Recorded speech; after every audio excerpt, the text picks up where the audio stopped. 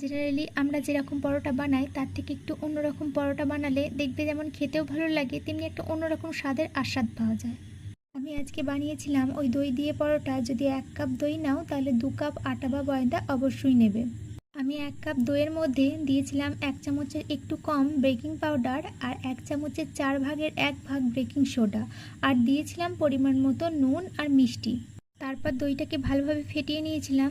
যে পাত্রে আটা বা ময়দাটা মাখবে সেই পাত্রেই দইটাকে ফেটিয়ে নিতে পারো। আমি দিয়েছিলাম 1 কাপ ময়দা আর 1 কাপ আটা। তারপর আস্তে আস্তে করে মাখছিলাম। প্রথমেই জল দেবে না, আগে দইটা দিয়ে ভালো করে পুরো ময়দাটা বা আটাটা মেখে নেবে। তারপর যদি লাগে তাহলে জল দেবে। তারপর আটা বা ময়দাটাকে খুব শক্ত নয় খুব নরমও নয়, মোটামুটি একটা মেখে নেবে। তারপর পরিমাণ মতো হাতে তেল দিয়ে ভালো করে একটু থাসবে, তাহলে দেখলেই বুঝতে পারবে আসলে কেমন মাখা হয়েছে আটাটা বা ময়দাটা। তারপরে কম করে হলেও আধ ঘন্টা চাপা দিয়ে সেটাকে রেখে দেবে।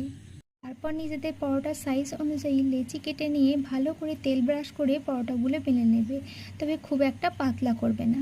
দেবযানী ভাই নামে একজন দিদি ভাই আমাকে এই পরোটার রেসিপিটা দিতে বলেছিল। অনেক ক্ষেত্রে এই পরোটার ওপরে জোয়ান, মৌরি, কালোজিরে বা ধনেপাতা কুচিয়ে একটু মশলা কুলচা টাইপের করা যায়, তবে আমার হাজব্যান্ড এইগুলো দাঁতে পড়লে খেতে পছন্দ করে না। আমি জেনারেলি এমনি নর্মাল পরোটাই বানাই। পরোটাটা 2-3 বার বেলা হয়ে গেলে তার মধ্যে এগুলো ছড়িয়ে নিয়ে আরও বেশ খানিকক্ষণ বেলে নিলেই এগুলো ভালোভাবে চিটে যাবে। তারপরে ফ্রাইং প্যান বা তাওয়া বেশ ভালোভাবে গরম হয়ে গেলে 2 পিঠ আগে ভালোভাবে সেঁকে নেবে, বেশ লাল লাল করে। তারপরে তেল, বাটার বা ঘি যেটা দেবার মন যাবে সেটা দেবে, তাহলে দেখবে পরোটাগুলো বেশ ভালো ফুলবে আর ঠিক তেমন নরম হবে। তবে পরোটাগুলো খুব একটা বেশি আঁচে ভাজবে না।